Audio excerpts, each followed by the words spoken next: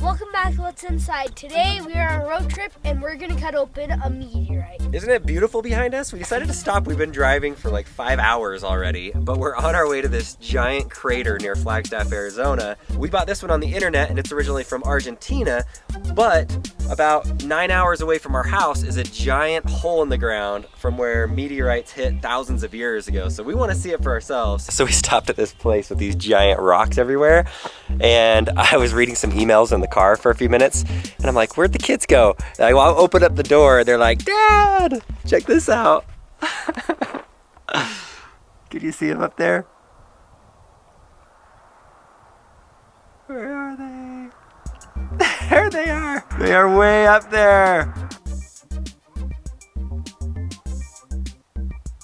All right, that guy right there is the real size of an astronaut next to the flag. And now I'm gonna zoom out so you can see how big this thing really is.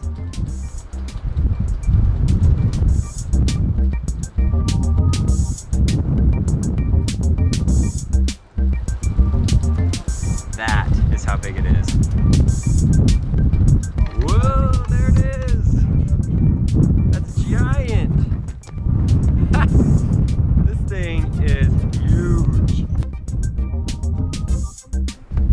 What do you think about this place? See that rock far out there, that huge one? Yeah. That's the size of the house.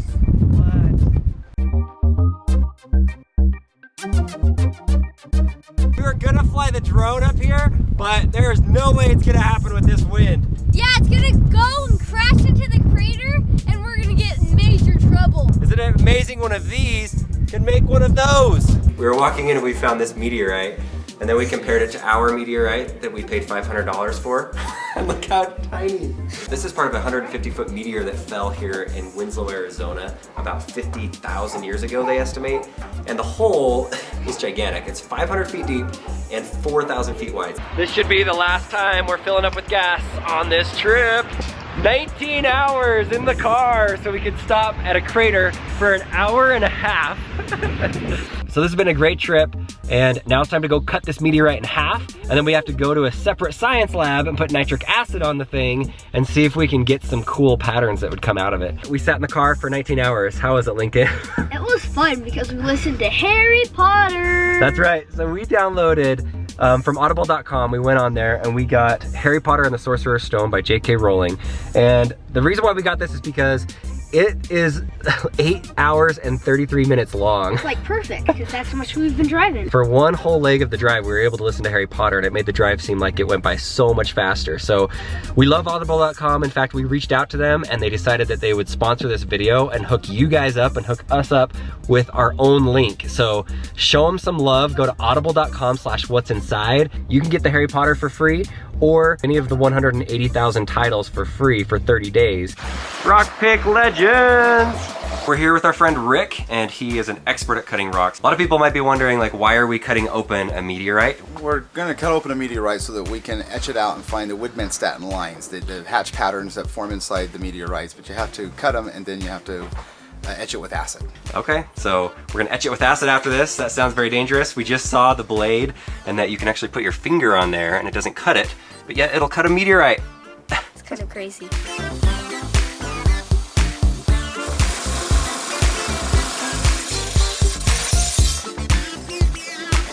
That's how shiny cool. it is. It's pretty hot, isn't it? Yeah. All right, so this is a diamond wheel polisher. It's designed for cutting or polishing rocks. We start with a very coarse grit and go to a super fine grit. The only way the Widmanstatin lines will show up is if we polish off all of the scratch marks from cutting it. Here it is before. There's up close. Rick, great job. Check it out. They're polished. There's the inside of the meteorite. Now we need to take it and put the nitric acid on it and see if it'll etch. We often get a lot of comments saying, you guys are not safe. Where's your PPE? Well, check this out. Glasses, fancy gloves, a jacket. Even though we have a YouTube channel, it's not significant enough to be able to purchase nitric acid off the internet. Odd, right? Yeah. So we got our friend Avon from GTI, and he is a science teacher here. Today when we were with Rick at the rock store, he told us that some meteorites, within 5 minutes you'll see these great patterns that come out, and then other meteorites, you may not see anything. So this might be as good as it gets. And the sad thing is, once you put it in the nitric acid, the shine goes away. There it goes, 10 mils, 5 mils in there, and now we have our 10% solution. Lincoln, how do you feel about this whole thing? Scared. Scared? Okay, so we just cleaned it off. We're putting it in the acid, getting really close. If it explodes, you'll have a close-up view of it. It's kind of, looks like kind of green.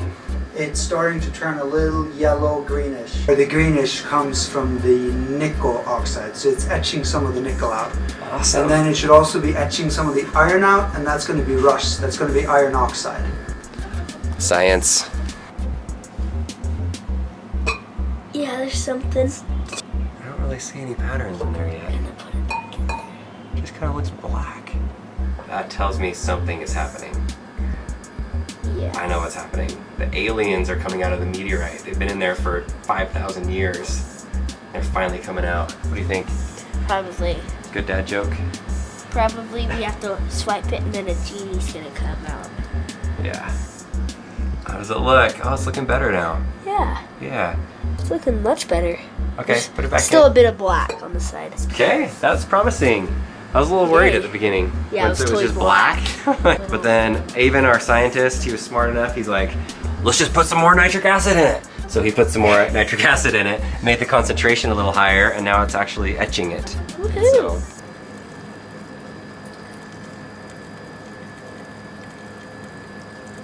That's looking weird. So, how much nitric acid do you have to blow something up? I don't feel comfortable answering that, but this is what you use to make TNT.